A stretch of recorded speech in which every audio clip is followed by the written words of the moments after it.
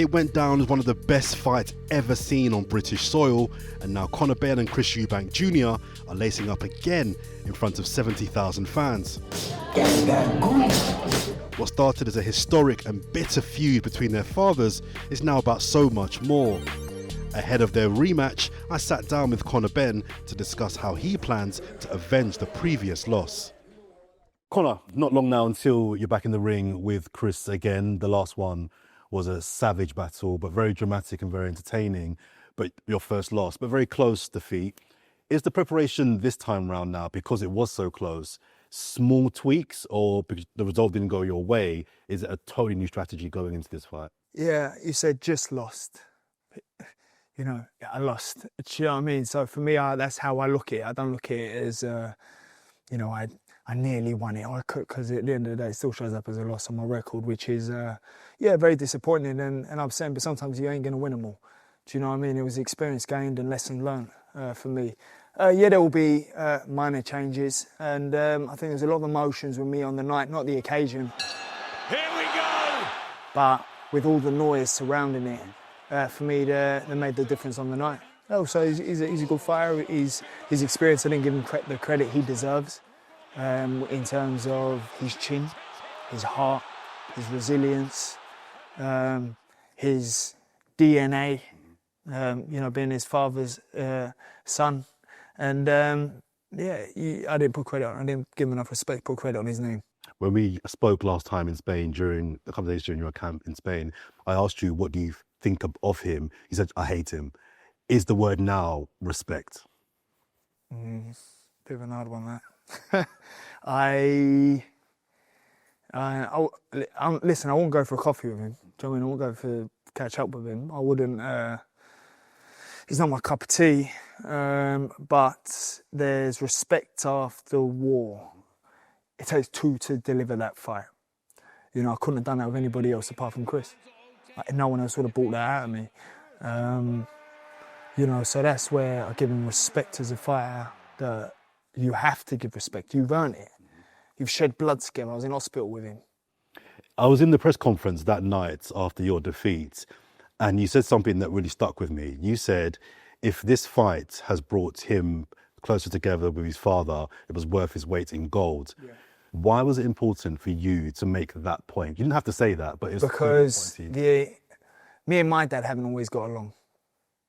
When I was young, it's probably when I turned 19 and left home and came to England on my own and left my family, I realised how much I needed my dad.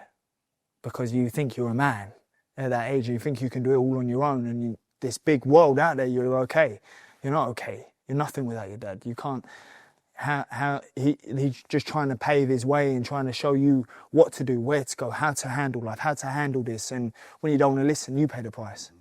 You know, so for me, it's just, I know how much my dad means to me now, and I couldn't imagine having your dad there, following in his footsteps, who paved the way for you, and you not get on with that man who changed your life through ego or ignorance or through pride. You know, because I know how much it hurt me not getting on with my dad, because I didn't know why. Do you know what I mean? Mm-hmm. But as you get older, you go, that makes sense. I know what you're trying to tell me now. Why not listen? Why didn't I take it in? You know, all for a matter of a bit of pride and a bit of ego, just push that aside.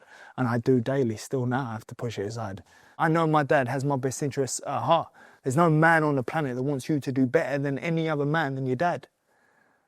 You know, so for me, it was a beautiful thing to see. Seeing them two come together after years of not speaking was so beautiful to see. There was that iconic scene, obviously, when Senior came out the car and everyone went crazy. There's also an iconic image where, in your dressing room, we saw when you saw that.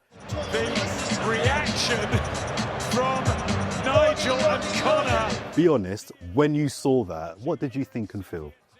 Genuinely, I thought that isn't going to end well for them. Because I know what it's like having a dad who's has a presence. He walks in a room and he has aura. And when you don't get on with someone who brings that aura in a room, and it's like that.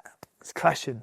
No matter how much you fake it, no matter how much someone's paying, you can't fake that. Do you know what I mean? So I thought in my head they aren't going to get on. I thought they're just not going to get on. They're going to be like sly eye looking at each other in the changing room. And that's what I thought in my head. That's what I thought. So yeah, no, I wasn't thinking, look at them, we're united. I thought, God, this ain't going to be well for them.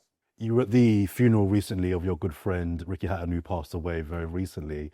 We now know that he took his own life. Have you processed what mental pressures you fighters put on yourselves?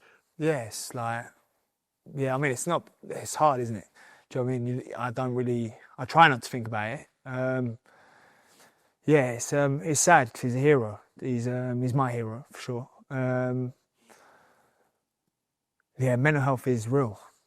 Do you know what I mean? You can be the alpha male, you can be the fighter, you can have everything to the external, but when you're dealing with something yourself and you have that thought, it's hard to get that thought out of your head. You know, and no, it's hard to process, but everyone has mental health, whether you're a fighter, whatever industry you're in, no matter how tough people think you are. You know, sometimes the hardest fight is life. Not sometimes, the hardest fight is life. You got 36 minutes in there, but you've got to live with you every single day. Every single day. You're a British fighter. I just want to explore that a little bit, because even on the way up here to this gym, it's very obvious there are so many flags across the country right now. There's a discourse happening around what that means, okay?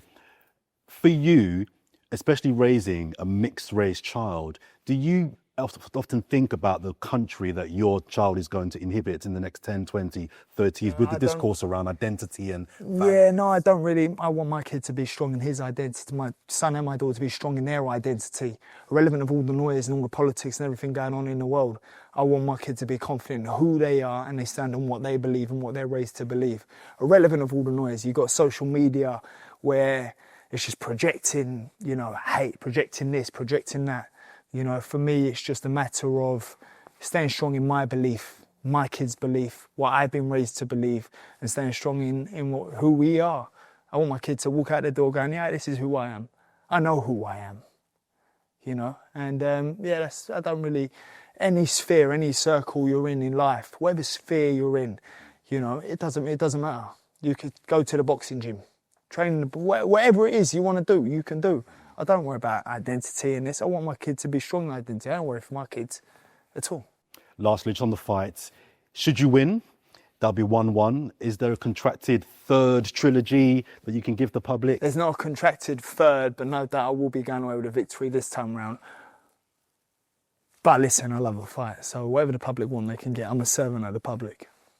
Conor, all the best. Thank you. Pleasure. Thank you very much, brother. Thank you. Cheers.